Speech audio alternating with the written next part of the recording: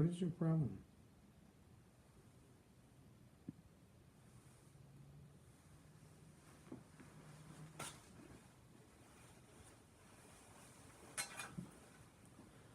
Ever found yourself waiting for the next opportunity, waiting for whether it's the next job or the next relationship? You know that there's going to be another chance, that this last failure wasn't the end. It's not completely over, or at least you hope it's not. I remember playing football and wrestling and various things in high school, and there would be times that I would lose the match, or I would lose that little battle, especially on the football field. You get so many chances head to head to pound on that guy across from you, to make the tackle, to make the block, to make the run, and when you fail, when you miss, when you don't get it quite right, you have a couple of ways of dealing with that. When you go for the job interview, you don't get the job. Or you get through the interview, but you're still waiting for the next interview, or you're waiting for the results of the current interview. You're waiting for somebody to tell you, hey, we're going to hire you, or you're just not quite the right candidate, but we have these other ideas for you. You're waiting for something. I can remember the times that I would lose that battle and not just feel like, oh, I'm totally dejected, but I felt like I wanted to give up. I didn't just lose that moment. I lost heart. You ever lose heart? You ever feel like I didn't win this time? I didn't win this little skirmish, and I'm ready to just check out of the whole battle. I'm ready to pack up my toys and go home because I didn't get my way. Is it just me? See, as leaders, we have to recognize that it's not just us that finds ourselves in that battle and losing. We find ourselves in the skirmish, and we don't see the victory right away, or it doesn't look like we thought it was going to look, and so it's easy to unplug. It's easy to check out. It's easy to go, well, I tried. I'm done. I quit. I give. I'm out. It's easy. In fact, it's too easy. That's, in my opinion, sometimes the coward's way out. To say, I'm not going to fight for this anymore. I tried. Now, there's a place where waiting is mandatory. You ever try to bake something in the oven? And you get all the ingredients together and your anticipation is so high and you can't wait to taste that on the plate with your fork and your cup of coffee or your glass of iced tea. And so you stand at the oven waiting, and you open the door and it's not done, and you open the door again and it's not done, and you open the door again and it's not done, and it's still not done, and it's still not done. I remember my mother used to have toothpicks that she kept right next to the oven, and she would poke the cake to see if it was done. I never could figure out how that was supposed to work. It took me a long time. And then she would stick the toothpick all the way down to the bottom of the cake and pull it back up. And if there was any chocolate on the bottom of the toothpick, the cake wasn't ready yet. And I thought, well, it's supposed to be chocolate on the toothpick. It's a chocolate cake. That's what you're stabbing. She said, no, if it's still sticky enough to stay on the toothpick, it's not done in the middle. It's got to stay in the oven a little longer.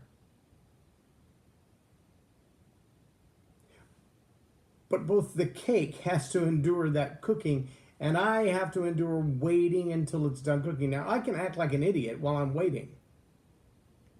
I can be impatient. I can jump up and down. I can scream and yell. I can get upset the cake is taking too long. It doesn't make the cake cook any faster. All it does is express how badly out of control I am with my attitude.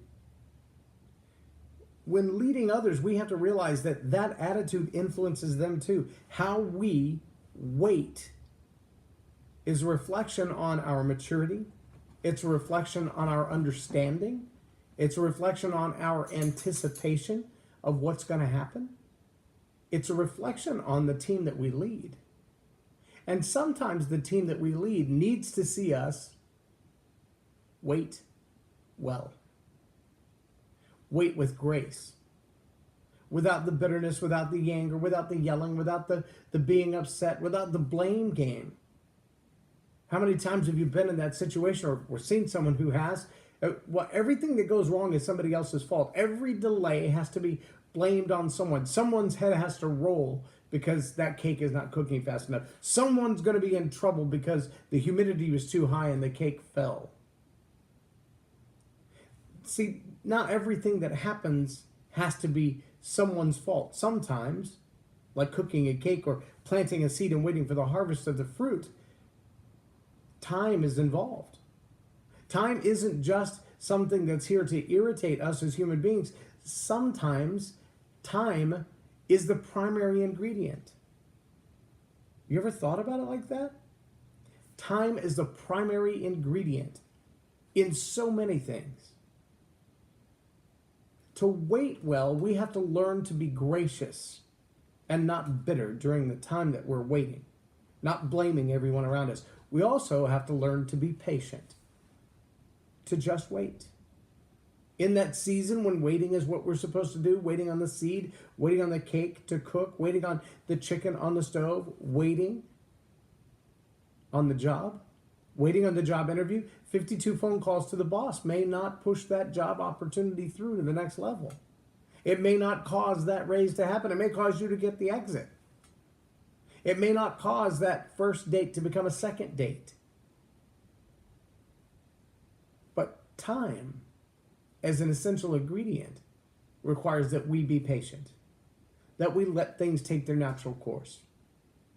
Now, I'm not saying not to be busy while you're waiting, but be busy about those other things that make you better for the wait, not bitter in the wait. In that season between I had the first job interview and the next one is coming, do some more research on the company. Better understand what it is they do in their industry and what would make you the best employee for them. Look at the teams that you might be working with or around. You can find a lot of that information on Google or LinkedIn. You can get to know who they are and the kind of personalities that you'll be engaged with by just doing a little bit of research. We call it competitive analysis when you're talking about business, but if you're talking about going to work in a team and you know that John Doe is the boss, when you go to LinkedIn and look to their connections, you can probably see the other people they work with in that company. You'll see the people in their network. You can read up on their bios, read the articles that they post on LinkedIn or on Facebook, and get to know them through their social media before you walk in the door and say, hey, how are the kids? And you realize, yeah, they lost their whole family last year to the flood. You probably don't want to start off on that foot. But a little bit of research while you're waiting could change that whole parameter. Lead with a well-planned wait. You've got to be gracious in the wait. You've got to be patient in the wait. And you've got to be wise in the wait. It's real easy to get anxious. It's real easy to get in that grinder mode where you feel like I need to be doing something to make this happen. But wisdom allows you to take that peace and patience and just kind of rest, to relax while the wait takes place, while the wait runs its course. You've got to be able to stand your ground, to be consistent, to be appreciative, to be grateful.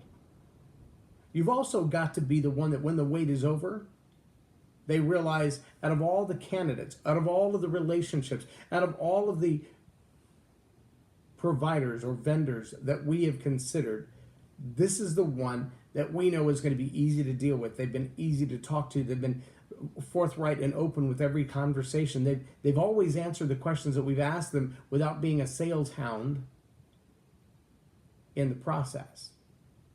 Those are the kinds of relationship building techniques that you would expect in a dating relationship. You would expect if you were hiring someone, whether it's a vendor or an employee. And yet, when we find ourselves in that position where we're the ones waiting, we want to pick at it. We want to crow at it. We want to try to make this thing happen. Stop striving. Stop striving. Just wait. Wait well. Learn while you're waiting. Get things done while you're waiting. Be productive while you're waiting. You may be waiting on this big opportunity over here, but that doesn't mean there aren't other places that you can do something. Volunteer work, side jobs, the side hustle, if you will. Be busy doing these things so that you don't become cathartic, so that you don't become apoplectic. Be busy doing something so that your life is ready for the big opportunity when it comes. Who knows? You might learn something along the way that says that opportunity is not nearly as big as I thought it was. I was over here just being busy, being productive, growing my mind, growing my emotional skills, growing my intellect. And while I was doing that, I discovered there's something I like even better than this big thing I've been waiting on. I discovered that there's a gift that I had that I've never used before while I was waiting on this big thing to happen. I discovered new relationships, new places, and new opportunities that make this big thing look like a joke while I was waiting on this big thing.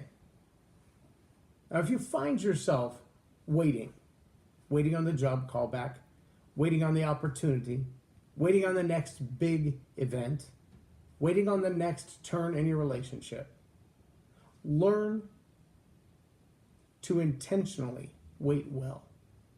Wait with grace, wait with patience, and wait with wisdom. I'm J Loren Norris, and you've been watching Tell It Like It Is TV. Have a blessed day.